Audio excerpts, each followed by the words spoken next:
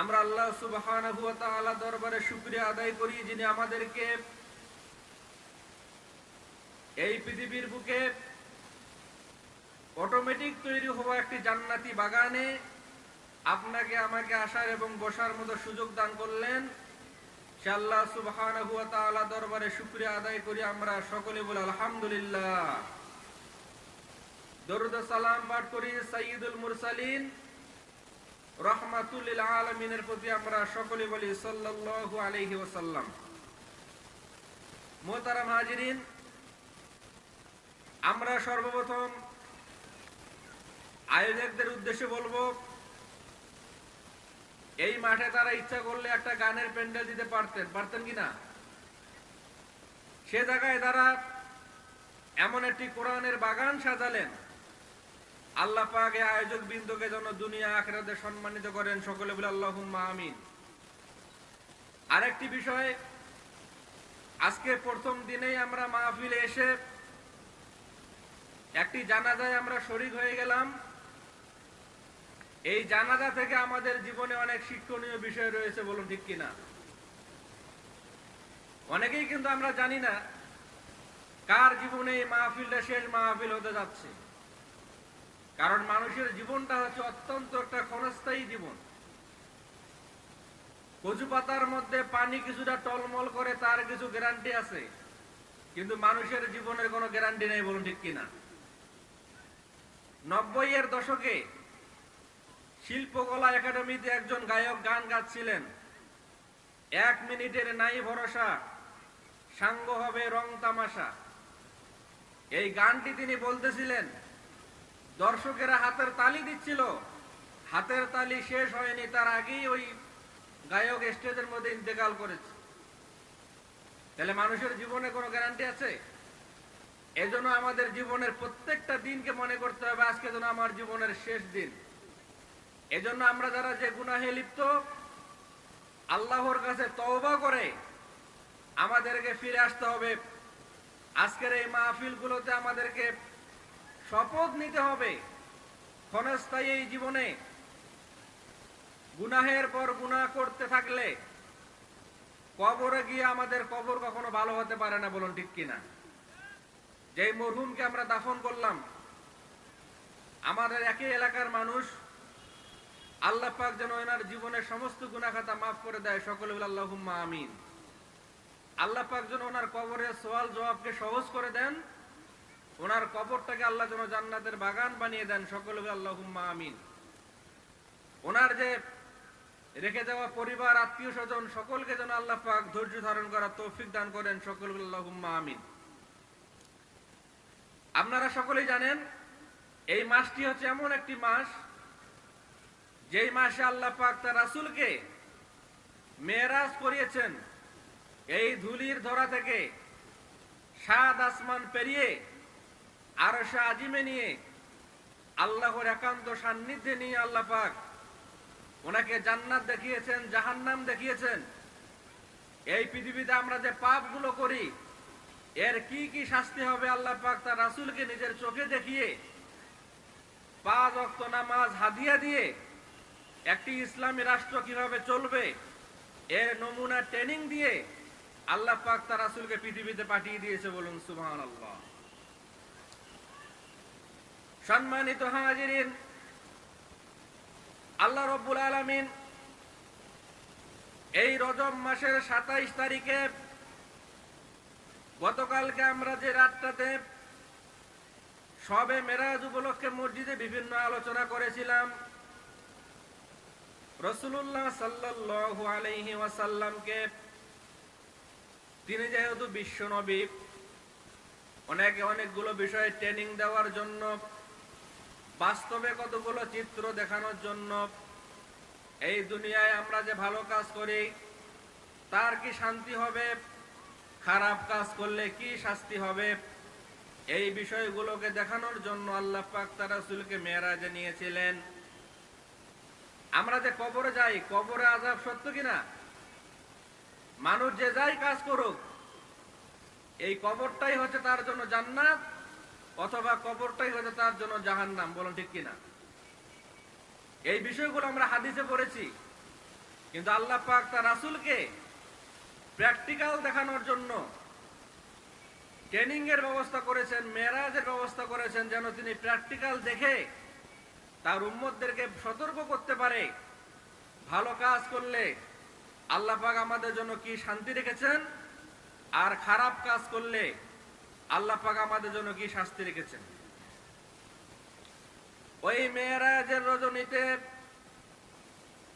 আল্লাহ রাব্বুল আলামিন হযরত জিবরাইল আলাইহিস সালামের সঙ্গে রাসূলুল্লাহ সাল্লাল্লাহু আলাইহি ওয়াসাল্লামকে মক্কা থেকে বাইতুল মুকাদ্দাসে নিয়ে সমস্ত নবীর জন্য ইমামতির ব্যবস্থা করে দিয়ে একথা প্রমাণ করে দিলেন, আমাদের নবী শুধু বিশ্ব নবী নয়, তিনি হচ্ছেন সমস্ত নবীদের নেতা। বলুন সুবহানাল্লাহ। এরপরে বাইতুল মুকাদ্দাস থেকে 7 আসমান পেরিয়ে আরশ আজিমে যাওয়ার পথে আল্লাহ রাব্বুল আলামিন তার হাবিবকে কতগুলো পাপের শাস্তি তিনি দেখিয়েছেন।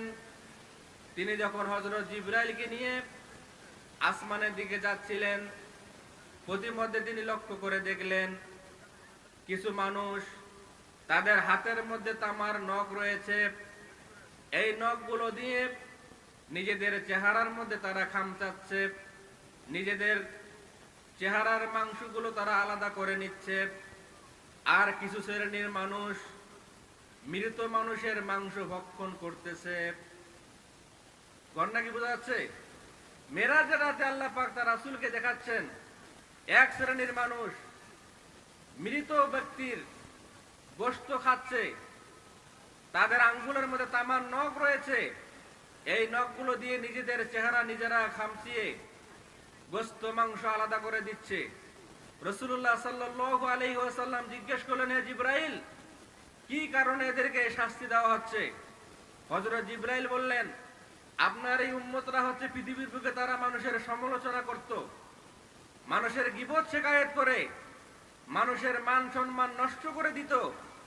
আল্লাহ পাক এজন্য তাদের প্রতি অসন্তুষ্ট হয়ে তাদের জন্য কিয়ামত পর্যন্ত এই শাস্তির ব্যবস্থা করে দিয়েছে। বলুন নাউজুবিল্লাহ।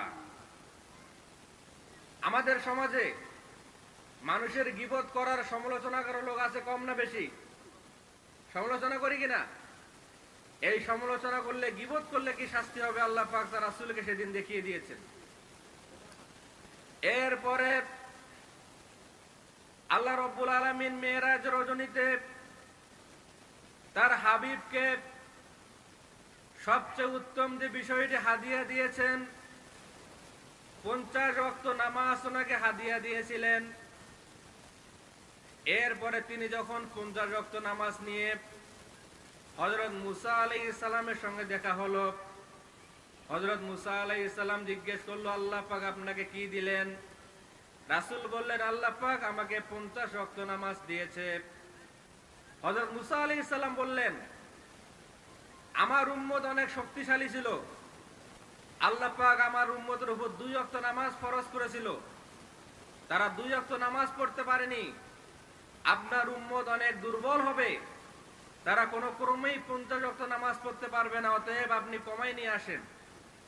এরপরে রাসূল সাল্লাল্লাহু আলাইহি ওয়াসাল্লাম আল্লাহর কাছে গিয়ে 5 ওয়াক্ত 10 ওয়াক্ত করে নামাজ কমাতে কমাতে যখন 5 ওয়াক্ত নামাজে আসলেন, এরপরে হযরত মুসা আলাইহিস সালাম বললেন, আরো কমাই নিয়ে আসেন। মুসা আলাইহিস সালামের ধারণা ছিল, আমার উম্মত যখন 2 ওয়াক্ত নামাজ পড়তে পারে নাই, আপনার উম্মত 5 ওয়াক্ত নামাজও পড়তে পারবে না।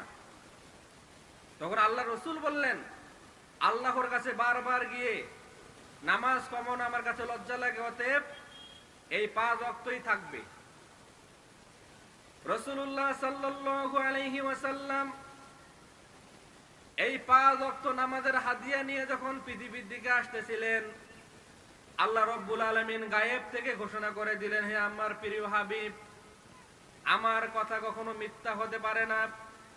আমি প্রথম তোমার উম্মতের জন্য 50 ওয়াক্ত নামাজ ফরজ করে দিয়েছি, এরপরে কমাতে কমাতে 5 ওয়াক্ত নামাজে নিয়ে আসছি। তুমি সুসংবাদ গ্রহণ করো, তোমার উম্মতকে সুসংবাদ শুনিয়ে দাও, তোমার উম্মত যারা 5 ওয়াক্ত নামাজ সুন্দরভাবে আদায় করবে, তারা নামাজ পড়বে 5 ওয়াক্ত, আমি তাদেরকে 50 ওয়াক্ত নামাজ পড়ার সওয়াব দিয়ে দিব। বলুন সুবহানাল্লাহ। এই নামাজ আমরা পড়বো কিনা? আজকে আমাদের সমাজের চিত্র দেখে যেটা মনে হয়, হযরত মুসা আলাইহিস সালামের ধারণা ঠিক ছিল। উনি বলেছিল আপনার উম্মত 5 ওয়াক্ত নামাজও পড়তে পারবে না। আজকে আমরা যদি মসজিদগুলোতে জরিপ করে দেখি, যতগুলো মানুষ আমাদের এলাকায় আছে সবাই যদি নামাজ পড়তো, মসজিদে জায়গা দেওয়া যেত না। বলুন ঠিক কিনা? এখন আমরা 5 ওয়াক্ত নামাজ ঠিক মতো পড়ি না।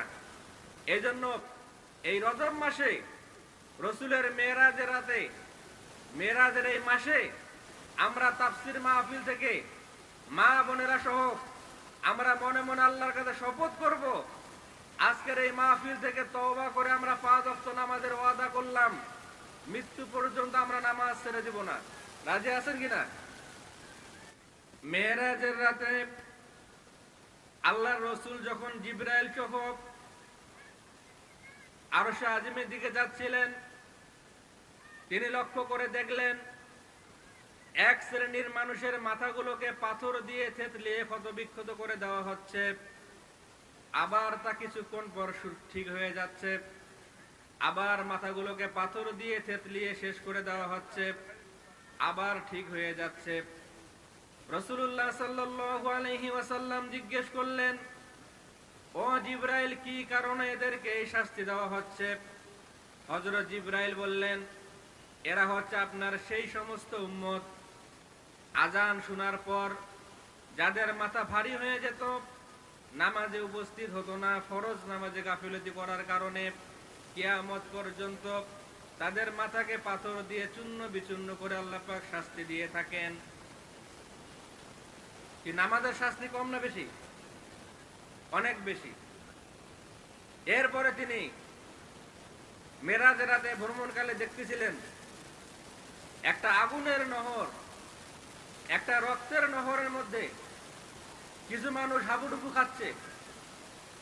এরপরে তারা যখন কষ্ট করে কিনারে চলে আসতেছে, একজন ব্যক্তি তাদের মুখের মধ্যে পাথরের আগুনের পাথর ঢুকিয়ে দিচ্ছে, আবার রক্তের নহরের মাঝখানে নিয়ে যাচ্ছে।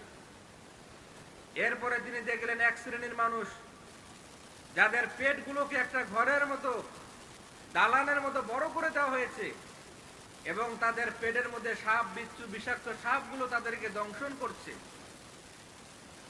রাসূলুল্লাহ সাল্লাল্লাহু আলাইহি ওয়াসাল্লাম জিজ্ঞেস করলেন, ও জিবরাইল, কি কারণে এই শাস্তিগুলো তাদেরকে দেওয়া হচ্ছে? হযরত জিবরাইল বললেন, এরা হচ্ছে আপনার সেই সমস্ত উম্মত যারা দুনিয়ার বুকে সুদের কারবারি করত,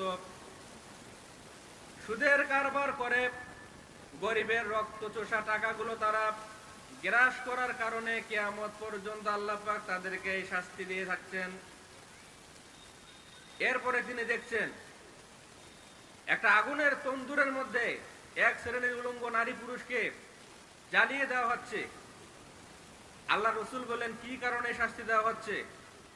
তখন হযরত জিবরাইল বললেন, এরা হচ্ছে দুনিয়ার বুকে জেনাকার, এদেরকে জেনা ব্যভিচার করার কারণে শাস্তি দেওয়া হচ্ছে। আমার মুহতারাম বড় ভাই চলে আসছে। আজকে মূলত আমি আমন্ত্রিত অতিথি নয়, আজকে আমার হুজুরের অনুরোধে আমি কিছু আলোচনা করলাম। আগামীকাল ইনশাআল্লাহ আমরা এই মেরাজের রাতে যেটা মূল শিক্ষা, একটা ইসলামী রাষ্ট্র কিভাবে চলবে, কোন মূল নীতির উপর ইসলামী রাষ্ট্র চলবে, যেহেতু রাসূল কিছুদিন পর মদিনায় হিজরত করে একটা ইসলামী রাষ্ট্রের প্রেসিডেন্ট হবেন, ওই ইসলামী রাষ্ট্রের জনগণ এবং সরকার কি কি মূলনীতি মেনে চলবে, এই ট্রেনিংটা আল্লাহ পাক বিশেষ করে আরশে আজিমে রাসূলকে দিয়েছিলেন।